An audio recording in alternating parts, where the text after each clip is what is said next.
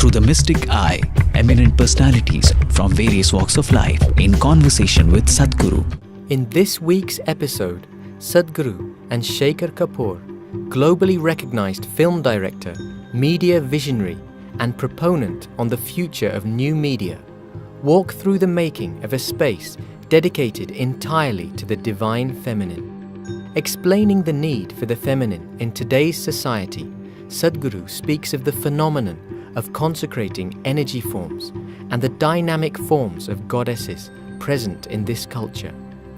Watch as he takes us through the unique process of designing an appropriate structure suitable for a Devi. I'm very fascinated by because there's a lot of construction going on here. It's almost like, The whole humanity is in construction. Okay, all right, I'll buy that. I'll buy that. So Sadhguru, this is a temple that I know you told me that it will last thousands of years, and it's a feminine temple. It's a temple devoted to the female aspect, not only of us, but the whole existence, the feminine aspect of existence. So tell me about this. This is not man-woman, what is it? What is feminine, what is masculine? So you need to understand this. Human understanding comes from a certain perception, a limited perception. When I say limited perception, right now your whole perception comes through your sense perception.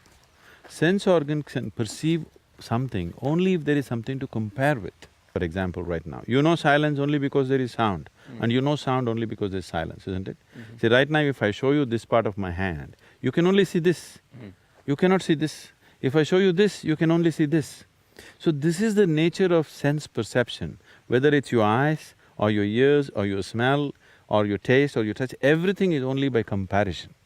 So, the moment you perceive through sense organs, you already divided the existence. So because of the division, your mind also thinks in divisions. Because without divisions you cannot perceive, without two there is no logic, so you need two. So these two fundamental principles, because we are human, we are a species with man, woman, masculine, feminine, we are calling them masculine and feminine. So in this culture, it may be referred to as Shiva, Shakti, or in other cultures, yin and yang, whatever. So Shiva being masculine and Shakti being feminine. Yes. Why Shakti? Shakti means power. Why is that feminine? Not You power, expect- Shakti means energy. Energy, okay.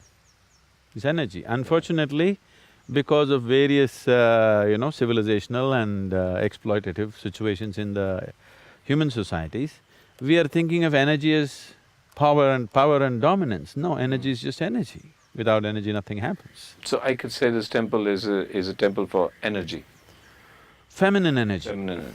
So let's go in and you tell me what feminine energy is, as against masculine energy.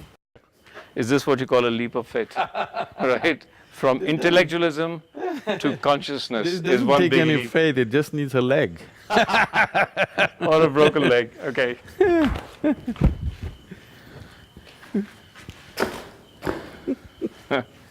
When we say a temple, this must be understood. The temple is like a body.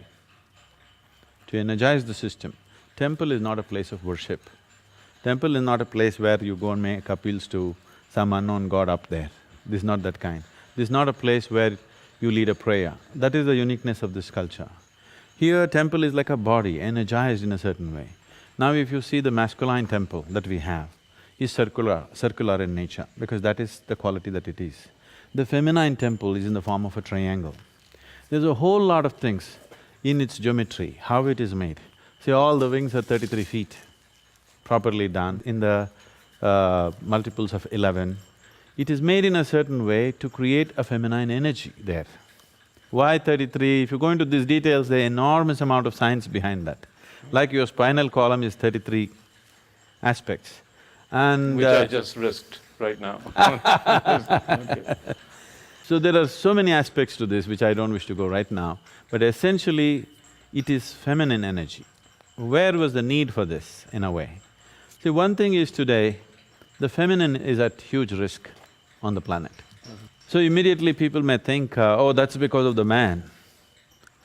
Maybe man instigated it, but when I say masculine and feminine, I'm not talking about male-female. I'm talking about those two aspects, those two dimensions of life, without which our life will not be beautiful. Our life cannot work actually, even in the most fundamental way. So, because people start thinking in terms of dominance, this is a problem. If you're not looking at life as dominance, if you're looking at life as integration, if you're looking at life as cooperation, if you're looking at life as oneness, then without these two dimensions, there is no existence. But unfortunately, societies have taken on to this as to who is dominating right now, whether masculine or feminine. If any one of them dominates, it'll turn ugly. It's not that if masculine dominates, it'll turn ugly, or feminine dominates, it'll turn ugly. If any one of them dominates, it'll turn ugly. Above all, if you start thinking in terms of dominance, your life will turn ugly. By domination, you will not know life. Only by inclusion you will know life. So this is essentially to create an energy force where people can experience a powerful sense of feminine, a fiery nature of the feminine thing. See, feminine is a very fiery form of energy. But today, because we have made economics the most important aspect of human societies, naturally, see, we need to understand this, economics is being glorified as if it's some kind of a divine thing. Economics essentially means survival process. Economics has a place in our life for sure, but it is not the be-all of life. So feminine doesn't belong to that dimension. If in these societies, love, art, music, above all aesthetics of life was dominant in a society, if aesthetics was as important as economics, nobody had to bring up the feminine. Feminine would be naturally, exuberantly alive and manifest in the society.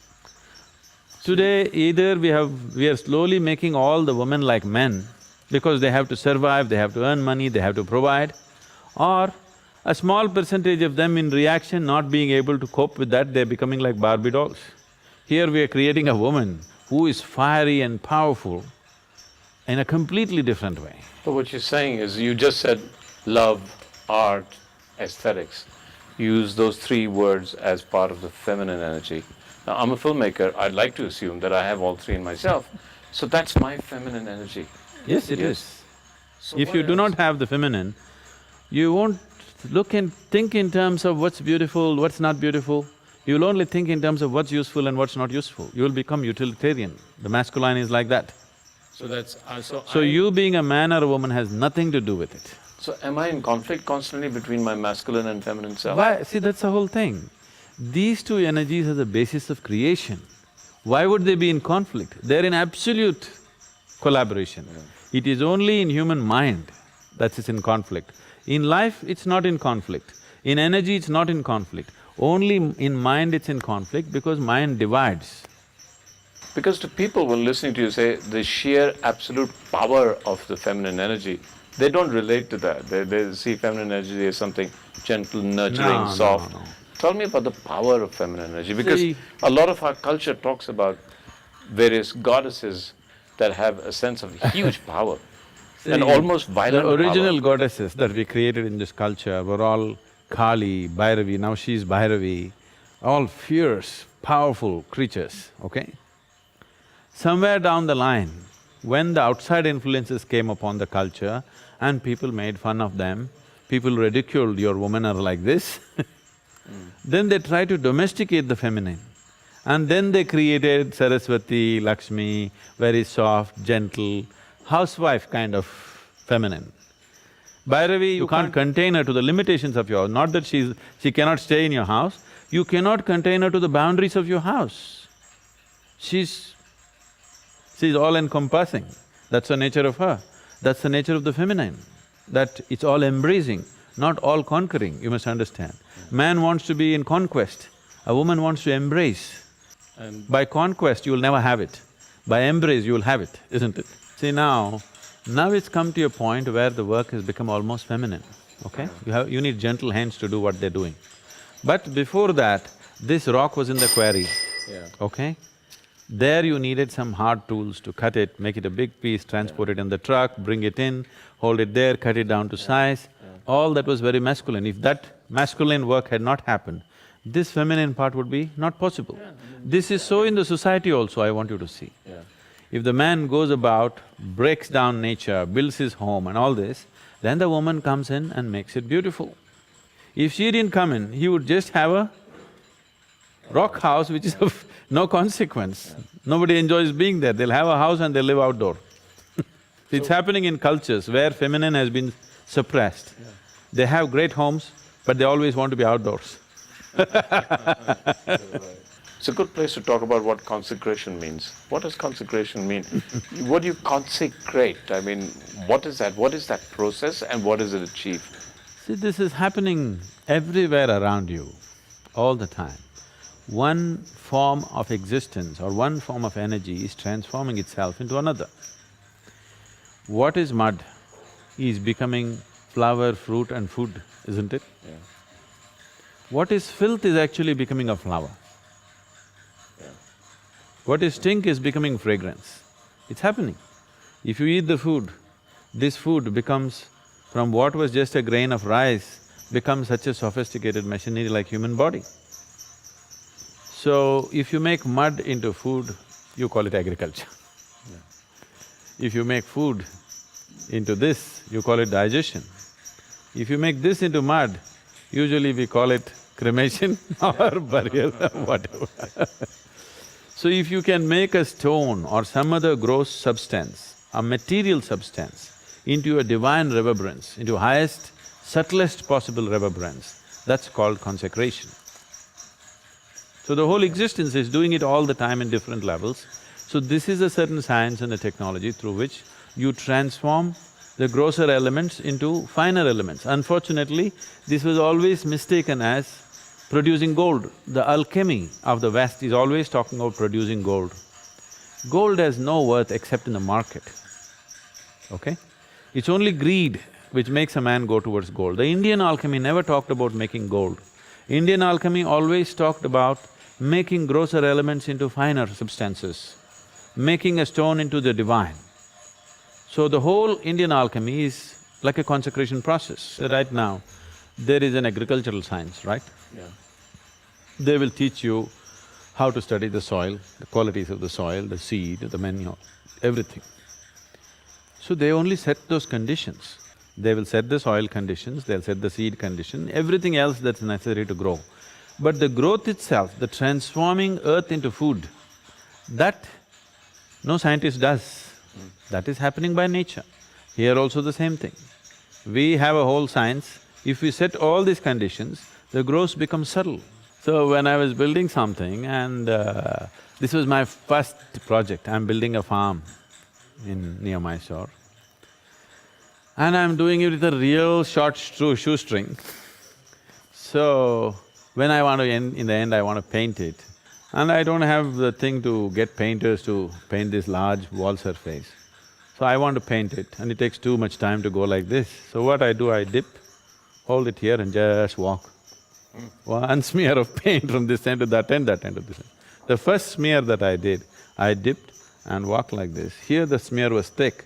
As it went, it became lighter, lighter, lighter, lighter and became really subtle. I just looked at this and I burst into tears. That was one great moment of realization for me. This is the whole creation. From a rock to divine, this all the thing is. It's either dense or it's subtle, that's all it is. It's the same existence everywhere. Whether you look at the earth or you look at your body or you look at what you call as divine, it is all the same substance. It is just getting subtler. And whatever we are creating as divine is just that, making a rock into a subtler form of energy.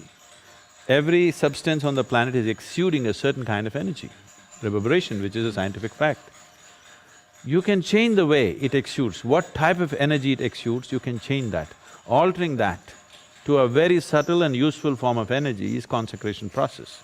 So temples were energy forms, temples were energy places, where every day in the morning before you start your day, you go sit there for some time, imbibe this energy and go into the world. Why this became necessary is, see, once you step into the world, for an ordinary person, a common man, every transaction in the world, whatever it may be, what is your profit is somebody's loss, what is somebody's profit is your loss. Whether it's family transaction, between husband and wife, father and son, between business partners, or every transaction. There's something to give up, something to take everywhere, that's why it's a transaction.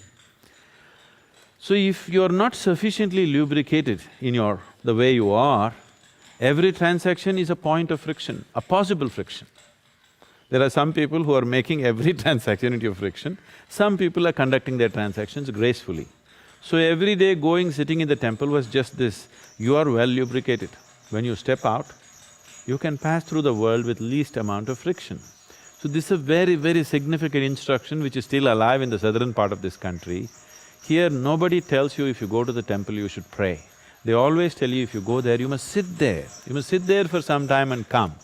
But today the instruction has become like this, the way they're following it is they touch their bottom to the floor and they go. Nobody told you you have to pray, nobody told you you have to make an offering, you just have to sit there. But they also told that people on the spiritual path need not go to the temple because they have self-charging mechanisms. So temple is essentially for a householder who has his own way of transforming his energies. Use a public place, a battery charging place it is. So this is feminine energy, it's triangular. The whole temple is triangular. It's an equilateral triangle, okay? There are many aspects of the geometry which I don't want to go in, but the significant aspect is, there's another triangle fitting into this in a smaller capacity. So a downward triangle is… And that's this one. No, this downward triangle always symbolizes the feminine. Okay. The upward moving triangle symbolizes the masculine. But here, normally it would be depicted like this. Okay, this is also the Star of David and whatever else the star is used, and this is the basic yantra for Sri Chakra and everything. This is the masculine and feminine meeting. But here, the masculine is held inside the feminine triangle because here the masculine is unborn. It's in the womb of the feminine. So it's a smaller triangle held inside. It is not a larger triangle like a male meeting the female. This is like in the womb. The masculine is a child in the feminine's womb because here the feminine is in a dominant form. So there is a whole geometry of things in this where we are trying to build a body of the feminine to energize it in a certain way. So Devi will sit here, this is also a triangle and this is into the earth, here there are steps going in. Being in the earth is very important for the feminine. So the deity herself is going into the earth and people have to go in to meet her, that's how it is. And there are lots of symbolisms attached and geometry involved in this whole process. In the end, today you have walked in, it's like a construction site. After 2 months you walk into this space, forget about the ambience, walk with your eyes closed. You will see, it'll just hit you in your face, the whole energy of it. That's how it will be.